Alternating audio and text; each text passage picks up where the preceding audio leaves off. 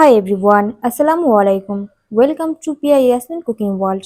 আজ আপনাদের সঙ্গে শেয়ার করব ঝটপট সকালের নাস্তা। এই নাস্তাটি আপনারা মাত্র 5 মিনিটেই বানিয়ে ফেলতে পারবেন। বাচ্চাদের টিফিনেও নাস্তাটা দিয়ে দিতে পারবেন। বাচ্চারা অনেক খুশি হবে ও অনেক পছন্দ করবে। কথা না বাড়িয়ে চলুন সরাসরি রেসিপিতে চলে যাওয়া যাক। প্রথমে নিয়ে নিচ্ছি রুটি। রুটি এখানে 8 পিসের মতো নিয়েছি আমি।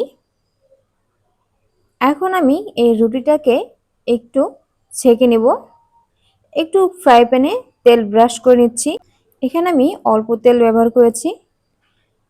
এখন আমি রুটিটা ফ্রাই প্যানে দিয়ে দিচ্ছি। অল্প আঁচে রুটিটা ভেজে নিতে হবে। একটু লাল করে ভাজতে হবে।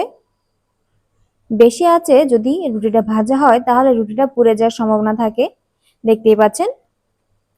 এখন আমি ডিমটা তৈরি করে নেব। এখানে আমি 3টা ডিম নিয়েছি। ডিমের ভিতরে দিয়ে দিচ্ছি সামান্য পরিমাণের লবণ, দিয়ে দিচ্ছি হাফ কাপ পেঁয়াজ কুচি, দিয়ে দিচ্ছি কাঁচামরিচ কুচি, ঝালটা আপনারা বাড়িয়ে কমিয়ে নিতে পারেন। দিয়ে দিচ্ছি ধনেপাতা কুচি। এখন সবগুলো মিক্সড করতে হবে। একটি কাঁটা চামচের সাহায্যে আমি এটি মিক্সড করে নিচ্ছি। একটু সময় নিয়ে মিক্সড করতে হবে। ডিমটি ভালোভাবে ফেটিয়ে নিতে হবে। ডিমটি আমার ফেটে নেওয়া হয়ে গেছে, দেখতেই পাচ্ছেন। এখন আমি এর ভিতরে দিয়ে দিচ্ছি চাট মশলা 1 চা চামচ। মশলাটা এখন ডিমের সঙ্গে ভালো করে মিশিয়ে নেব। মশলাটা প্রায় মেশানো হয়ে গেছে। এখন আমি ফ্রাই প্যানে তেল দিয়ে দিচ্ছি। বেশি তেল দেওয়া যাবে না, অল্প তেল দিয়ে দিয়েছি আমি। তেলটা ভালো করে গরম করে নিব। বেশি গরম করা যাবে না। এখন আমি তেলের ভিতরে দিয়ে দিচ্ছি ডিম।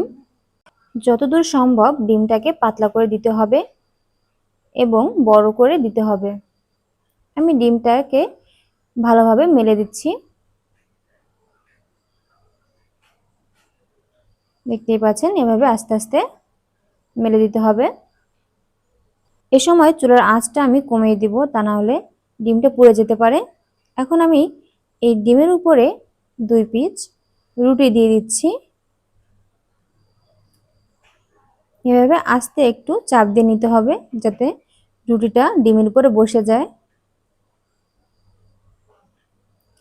এখন ডিমটা ধরে উল্টে দিতে হবে। হাত দিয়ে এভাবে আস্তে উল্টে দিতে হবে।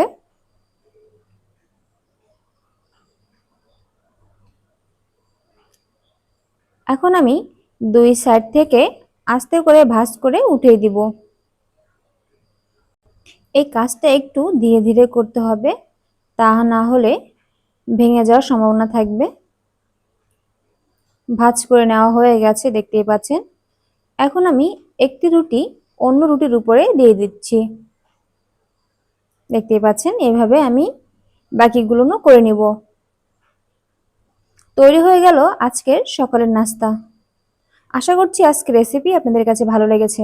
ভালো লাগলে অবশ্যই আমার চ্যানেলটি সাবস্ক্রাইব করে বেল বাটন অন করে রাখবেন, যাতে সবার আগে নোটিফিকেশন আপনার কাছে চলে যায়।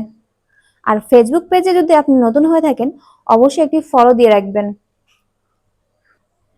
রুটিটা মাঝ বরাবর কেটে এরকম ভাবে সার্ভ করে নিব। দেখতেই পাচ্ছেন, অনেক মজাদার হয়েছে। বাচ্চাদের টিফিনে যদি এভাবে করে দেন তাহলে সময়ও অল্প লাগবে ও বাচ্চারা অনেক পছন্দ করবে। তৈরি হয়ে গেল আজকে সকালের নাস্তার রেসিপি। কেমন হয়েছে অবশ্যই আমার কমেন্ট বক্সে জানিয়ে দিবেন আপনার মতামতটি। আজকের রেসিপি যদি আপনাদের কাছে ভালো লাগে অবশ্যই বাড়িতে ট্রাই করবেন। আর ট্রাই করে কেমন হয়েছে আমাকে অবশ্যই কমেন্ট বক্সে জানিয়ে দেবেন। আজকে এই পর্যন্ত। আল্লাহ হাফেজ।